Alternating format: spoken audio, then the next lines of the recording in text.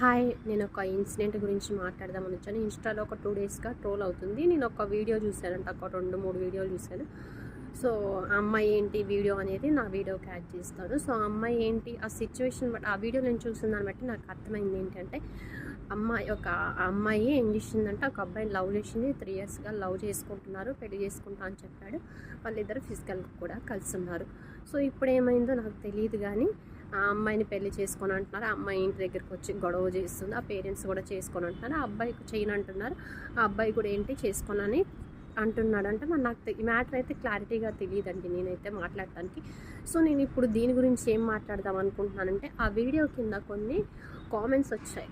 ఆ వీడియో కింద అమ్మా నువ్వు 3 ఇయర్స్గా వాడితో కలిసి ఉండి ఎంజాయ్ చేసి బాగానే ఎంజాయ్ చేసిన రోజులు ఇప్పుడు బయటకు వచ్చి కేసులు పెడుతున్నావు అని అన్నారు.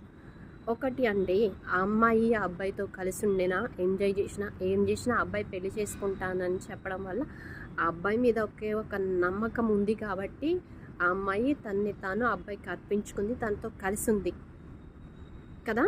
ఇదైతే మీకు అర్థమైంది కదా. ఆ అమ్మాయి ఒకవేళ మంచిది కాలేదు అనుకుందాం, ఒకవేళ మీ వేలో ఒకవేళ అమ్మాయిని మంచిది కాదనుకుందాం, ఎంజాయ్ చేయడానికే వచ్చింది అనుకుందాం కదా. మీరంత మంచి వాళ్ళు అయితే ఎందుకు ఆ బ్యాడ్ కామెంట్స్ పెడతారు. ఒక అమ్మాయికి అన్యాయం జరిగిందంటే సో మనం ఏదో సజెషన్స్ ఇవ్వడము, ఏదో ఒక మనం సపోర్ట్ చేయడము చేయాలి, అంతేకాని ఇలా మాట్లాడొద్దు. అండ్ ఇంకొకటి ఏంటి అంటే నిజంగానే ఆ అమ్మాయి 3 ఇయర్స్గా ఎంజాయ్ చేయడానికైతే వేరే బయట లేరా. అమ్మాయికి పేర్లు పెట్టారు కదా, డబ్బులు ఇస్తే ఎక్కడికైనా వస్తుంది, ఎవరితోనైనా తిరుగుతుంది, మెట్రోల దగ్గర ఉంటారు రాత్రిపూట, ఇవన్నీ పేర్లు పెట్టారు కదా. నిజంగానే ఆ అమ్మాయికి అదే కావాలి అనుకుంటే ఆ అమ్మాయికి కావాలనుకుంటే ఎంతమందితోనే తిరిగి ఉండొచ్చు కదా. ఆ అబ్బాయితోనే ఎందుకుంది, 3 ఇయర్స్గా కలిసి ఎందుకుంది. ఆ అబ్బాయిని లవ్ చేసింది కాబట్టి ఆ అబ్బాయిని పెళ్లి చేసుకుందాం అనుకుంది కాబట్టి కలిసి ఉంది, తిరిగింది. అది సిగ్గు లేకుండా వాడొదిలేసి మళ్ళీ ఇప్పుడు ఈ అమ్మాయిని ఎందుకు నిందలేస్తున్నారు. ఏదన్నా జరిగినప్పుడు ఇద్దరిది తప్పు ఉంటుంది కదా. ఇప్పుడు అమ్మాయిని ఎందుకు బ్లేమ్ చేయాలి మీరు. ఏ అబ్బాయిని తప్పు కాదని తప్పని ఎందుకు ఒక్కళ్ళు కూడా కామెంట్ పెట్టాలి. ఆ వీడియోలో అన్ని కామెంట్స్ ఉన్నాయి. ఆ వీడియో కింద ఒక్కటి కూడా అబ్బాయి గురించి నెగిటివ్గా లేదు, అమ్మాయి గురించే ఉన్నది. ఏ బాధితురాలు ఈ అమ్మాయి కాబట్టి ఈ అమ్మాయి బయటకు వచ్చింది కాబట్టి ఈ అమ్మాయిని నీకు అనే రైట్స్ నీకు ఎక్కడి నుంచి వచ్చినాయి. నీకు ఏ మ్యాటర్ తెలియకుండా సపోర్ట్ చేయగలిగితే చెయ్యి. ఇలాంటి విషయాల్లో మీరు బ్యాడ్ కామెంట్స్ చేయటం మానేయండి.